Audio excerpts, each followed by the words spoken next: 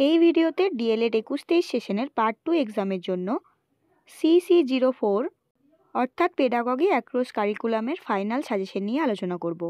এর আগে দুটো সাবজেক্টের সাজেশন দিয়েছিলাম, যারা দেখোনি আমার চ্যানেলে গিয়ে দেখে নিতে পারো। তাহলে প্রথমে দেখো CC04 এর জন্য 2 মার্কসের কী কী কোশ্চেন আছে।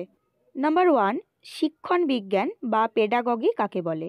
এখানে একটা কথা তোমাদের বলি, এই সাবজেক্টের জন্য কিন্তু তোমরা ইংলিশ টার্মগুলো মনে রাখবে, কারণ পরীক্ষায় বাংলা টার্ম অনেক রকমভাবে দিয়ে থাকে। যেমন ধরো পেডাগজি, এটাকে বাংলায় শিক্ষণ বিজ্ঞান বা শিক্ষা বিজ্ঞানও বলে। আবার পেডাগজি অ্যাক্রস কারিকুলাম, একে বাংলায় অনেক রকমভাবে বলা যায়।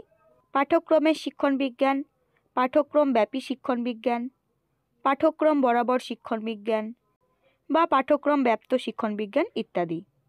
তো বাংলা টার্ম কিন্তু অনেক রকমভাবে দেওয়া যায়, কিন্তু তোমরা জানো ইংলিশ টার্মের কোনো চেঞ্জ হয় না। তাই তোমরা যদি কোনো কোশ্চেনের বাংলা শব্দটা বুঝতে না পারো, তাহলে অবশ্যই একবার ইংলিশ শব্দটা দেখে নেবে। না হলে এমন হতে পারে কমন আসার পরেও তোমরা হয়তো শব্দটা বুঝতে না পেরে ছেড়ে দিলে। আমি প্রায় প্রত্যেকটা কোশ্চেনের পাশে ইংলিশ টার্মগুলো লিখে দিয়েছি, এগুলো খেয়াল রাখবে। তাহলে প্রথম কোশ্চেন হলো শিক্ষণ বিজ্ঞান বা পেডাগজি কাকে বলে। 2 নম্বরে আছে ধারণা গঠন বা কনসেপ্ট ফরমেশন ও ধারণা লাভ বা কনসেপ্ট অ্যাটেনমেন্ট কাকে বলে। 3 নম্বর 5B শিখন মডেলের 5টি পদক্ষেপ কী কী। 4 নম্বর শিশুকেন্দ্রিক শিক্ষা কাকে বলে, শিশুকেন্দ্রিক শিক্ষা 2টি বৈশিষ্ট্য এবং গুরুত্ব লিখুন। 5 নম্বর মস্তিষ্ক প্রক্ষালন বা ব্রেন স্টর্মিং কী। এটা বেশিরভাগ ইংলিশটাই আসে ব্রেন স্টর্মিং, তাও তোমরা বাংলাটাও দেখে নেবে। এরপরে 6 নম্বর টিউটোরিয়াল দল কেন গঠন করা হয়। 7 নম্বর সমন্বিত শিখন কী। 8 নম্বর নির্মিতিবাদ কাকে বলে, নির্মিতিবাদের 2টি বৈশিষ্ট্য লিখুন। 9 ইন্টারডিসিপ্লিনারি অ্যাপ্রোচ বা আন্তর্বিষয়গত দৃষ্টিভঙ্গি এবং মাল্টি ডিসিপ্লিনারি অ্যাপ্রোচ বা বহুমুখী বিষয়গত দৃষ্টিভঙ্গি বলতে কী বোঝায়, এদের মধ্যে 2টি পার্থক্য লিখুন। এটা খুবই গুরুত্বপূর্ণ একটা প্রশ্ন, বিশেষ করে ইন্টারডিসিপ্লিনারি অ্যাপ্রোচটা থেকে বড় কোশ্চেনও আসে। 10 নম্বর অনুসন্ধিৎসামূলক শিক্ষণ বা এনকোয়ারি টিচিং কাকে বলে। 11 তথ্য ও জ্ঞানের মধ্যে 2টি সাদৃশ্য এবং 2টি বৈসাদৃশ্য লিখুন। 12 অন্তর্ভুক্তিমূলক শিক্ষণ বিজ্ঞান কাকে বলে। এটা কিন্তু অন্তর্ভুক্তিমূলক শিক্ষা নয়, অন্তর্ভুক্তিমূলক শিক্ষণ বিজ্ঞান বা ইংলিশে বললে ইনক্লুসিভ পেডাগজি, তাই এটা কেউ ভুল করে অন্তর্ভুক্তিমূলক শিক্ষা ভেবে নিও না। এরপর 13 ZPD কাকে বলে। 14 ধারণা মানচিত্র বা কনসেপ্ট ম্যাপিং কী, এর 2টি সুবিধা লিখুন। 15 মাল্টিমিডিয়া টেকনোলজি বলতে কী বোঝায়। 16 বিকল্প ধারণা বা বিকল্প পরিকাঠামো কাকে বলে। 17 শিক্ষার্থীদের মধ্যে বিকল্প ধারণা তৈরি হওয়া 2টি কারণ লিখুন এবং বিকল্প ধারণা দূরীকরণে 2টি উপায় লিখুন।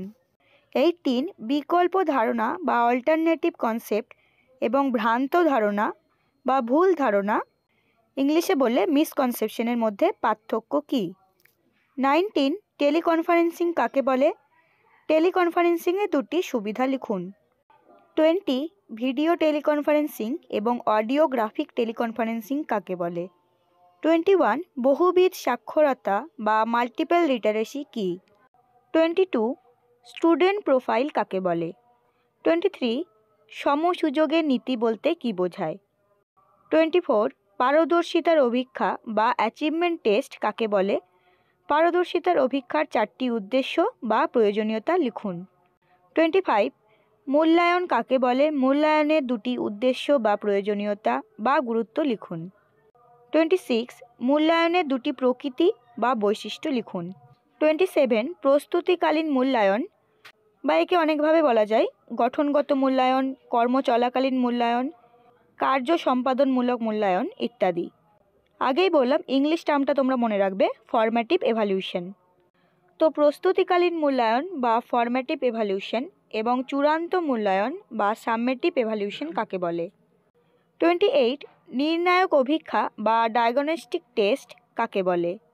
নির্ণায়ক অভিক্ষার 2টি করে বৈশিষ্ট্য, সুবিধা এবং অসুবিধা লিখুন। 29 পারদর্শিতার অভিক্ষা এবং নির্ণায়ক অভিক্ষার মধ্যে 4টি পার্থক্য লিখুন। 30 সংশোধনী পাঠ অর্থাৎ রিমেডিয়াল লেসন বা সংশোধনমূলক শিক্ষণ অর্থাৎ রিমেডিয়াল টিচিং কাকে বলে? রিমেডিয়াল লেসন এবং রিমেডিয়াল টিচিং কিন্তু একই। এর দুটি উদ্দেশ্য বা প্রয়োজনীয়তা লিখুন। 31 বিশেষ চাহিদা সম্পন্ন শিশুদের শিক্ষার ক্ষেত্রে আইসিটি ব্যবহারের দুটি সুবিধা লিখুন।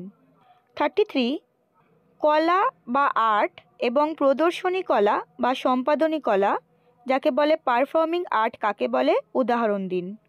34 প্রাথমিক শিক্ষায় পারফর্মিং আর্টের দুটি গুরুত্ব লিখুন। 35 বিষয়গত বিশ্লেষণ বা কন্টেন্ট অ্যানালাইসিস কাকে বলে। 36 অনুবন্ধ প্রণালী কাকে বলে। 37 কর্মপত্র এবং প্রশ্নপত্রের মধ্যে পার্থক্য কী। 38 অন্তর্ভুক্তিমূলক শিক্ষা কাকে বলে। অন্তর্ভুক্তিমূলক শিক্ষার দুটি বৈশিষ্ট্য এবং গুরুত্ব বা উদ্দেশ্য বা প্রয়োজনীয়তা লিখুন। এখানে অন্তর্ভুক্তিমূলক শিক্ষাটাই লিখবে। আগেরটা ছিল অন্তর্ভুক্তিমূলক শিক্ষণ বিজ্ঞান এবং এটা হলো অন্তর্ভুক্তিমূলক শিক্ষা। এরপর 39 মুক্ত চিন্তনের দুটি বৈশিষ্ট্য লিখুন। 40 বিশ্বাস বা বিলিফ এবং মতামত বা ওপিনিয়ন কাকে বলে। 41 বিষয়বস্তুগত জ্ঞান এবং পাঠক্রমিক জ্ঞান কাকে বলে। 42 তথ্য প্রক্রিয়াকরণ কাকে বলে। 43 নম্বরপত্র বা মার্কশিট এবং প্রগতিপত্র বা প্রোগ্রেস রিপোর্টের মধ্যে পার্থক্য কী। 44 মূল্যবোধ কাকে বলে। মূল্যবোধ শিক্ষার দুটি গুরুত্ব লিখুন। 45 তথ্য ও যোগাযোগ প্রযুক্তি বা আইসিটি কাকে বলে।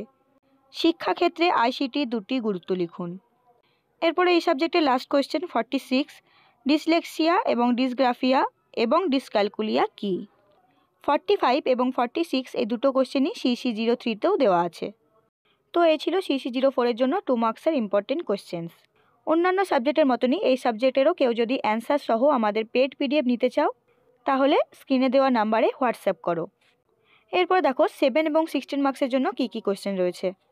নাম্বার 1 শিক্ষণ বিজ্ঞান বা পেডাগগির বৈশিষ্ট্য, লক্ষ্য এবং উদ্দেশ্যগুলি লিখুন। নাম্বার 2 মূল্যায়নের বিভিন্ন পদ্ধতি সম্পর্কে আলোচনা করুন। নাম্বার 3 পাঠ্যক্রম ব্যাপী শিক্ষণ বিজ্ঞানে বা পেডাগগি অ্যাক্রস কারিকুলামে নির্মিতিবাদ দৃষ্টিভঙ্গি আলোচনা করুন, অথবা পাঠ্যক্রমে শিক্ষণ বিজ্ঞানের সাথে নির্মিতিবাদ কিভাবে সম্পর্কযুক্ত আলোচনা করুন। নাম্বার 4 সমন্বিত শিক্ষণ সম্পর্কে লিখুন, অথবা প্রাথমিক স্তরে কিভাবে সমন্বিত শিক্ষণকে ব্যবহার করবেন, অথবা অন্তর্ভুক্তিমূলক শিক্ষার ক্ষেত্রে সমন্বিত শিক্ষণের গুরুত্ব ব্যাখ্যা করুন। যেটাই আসুক না কেন অ্যান্সার একটাই হবে। নাম্বার 5 অনুসন্ধানমূলক শিক্ষণ বা এনকোয়ারি বেসড লার্নিং টিচিং সম্পর্কে আপনার ধারণা ব্যক্ত করুন। 6 5E মডেলের 5টি পদক্ষেপ ব্যাখ্যা করুন। 7 অনুসন্ধান পদ্ধতির জন্য ব্যবহৃত বিভিন্ন ধরনের চিন্তন, সামাজিক চিন্তন, বৈজ্ঞানিক চিন্তন, গাণিতিক চিন্তন এবং উচ্চমানের চিন্তন ব্যাখ্যা করুন। নাম্বার 8 আন্তর্বিষয়ক দৃষ্টিভঙ্গি বা ইন্টারডিসিপ্লিনারি অ্যাপ্রোচ সম্বন্ধে টিকা লিখুন। 9 প্রাথমিক স্তরে সমন্বিত শিক্ষণে আন্তর্বিষয়গত দৃষ্টিভঙ্গির ভূমিকা উল্লেখ করুন। 10 পাঠ্যক্রম ব্যাপী শিক্ষণ বিজ্ঞানে আইসিটির ব্যবহার আলোচনা করুন। 11 বিশেষ শিক্ষামূলক চাহিদা সম্পন্ন শিক্ষার্থীদের শিক্ষণের ক্ষেত্রে আইসিটির ব্যবহার লিখুন। 12 প্রাথমিক স্তরে যে কোনো একটি বিষয়ের ওপর একটি নির্ণায়ক অভিক্ষা এবং একটি পারদর্শিতার অভিক্ষা প্রস্তুত করুন। 13 ব্রুনারের কনসেপ্ট অ্যাটেনমেন্ট মডেল বা ধারণা গঠন মডেলের স্তরগুলি লিখুন, অথবা ধারণা গঠনের পদ্ধতিগুলি ব্যাখ্যা করুন। 14 প্রাথমিক স্তর থেকে আপনার নিজের পছন্দমতো একটি বিষয় নিয়ে তার সামর্থ্যভিত্তিক বিশ্লেষণ বা বিষয়গত বিশ্লেষণ করুন। 15 প্রাথমিক স্তরে শ্রেণী উল্লেখ করে যে কোনো একটি বিষয়ের একটি এককের ওপর একটি পাঠ পরিকল্পনা রচনা করুন। অর্থাৎ এই সাবজেক্টের জন্য একটা ম্যাক্রো লেসন প্ল্যান তোমরা অবশ্যই করে রাখবে। এখানে কোনো পার্টিকুলার বিষয় নেই, প্রাইমারি সেকশন থেকে যে কোনো বিষয়ের যে কোনো এককের ওপর তোমরা করতে পারো। এর সাথে একটা পারদর্শিতার অভিক্ষা, একটা নির্ণায়ক অভিক্ষা এবং একটা বিষয়গত বিশ্লেষণ করে রাখবে। এগুলো যদি দেয় তাহলে 16 মার্কসের জন্যই দেবে। তো এই ছিল CC04-এর ফুল অ্যান্ড ফাইনাল সাজেশন। তাহলে আজকের ভিডিও এই পর্যন্তই। খুব শীঘ্রই আমি তোমাদের MCQ ভিডিও আপলোড করব। তার জন্য অবশ্যই আমার চ্যানেলটিকে সাবস্ক্রাইব করে বেল আইকনটি প্রেস করে রাখো।